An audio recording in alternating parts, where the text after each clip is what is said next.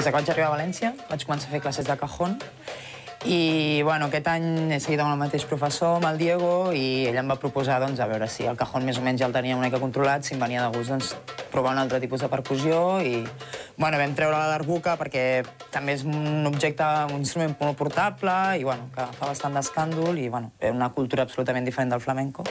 Si la funció musical dels instruments de percussió és rítmica, el mateix es pot dir de la direcció de joc d'un equip de bàsquet.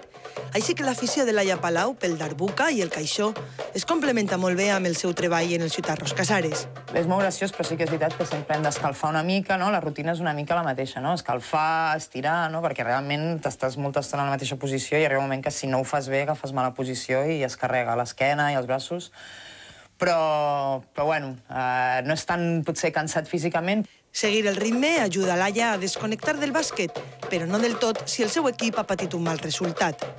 No, perquè llavors vinc aquí, toco molt fort i ella em diu que no ho faig bé, però sí que realment és un moment que desconnecto moltíssim. Realment passa l'hora i no me n'he donat i només estic pendent del ritme i la veritat és que és un bon moment d'evasió. Si el tècnic del Ciutat Casares confia plenament en el treball de la base catalana, el professor de percussió també lloa les qualitats de la seva alumna. Es trabajadora, es una persona que se pone para subir su nivel, ¿no? Tot i que quan deixa el bàsquet, de segur que no veurem Laia fent bolos musicals.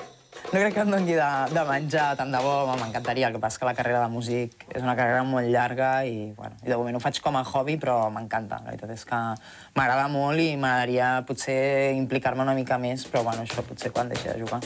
És clar que el més important per a la directora de joc del Ciutat Casares és no perdre mai el compàs.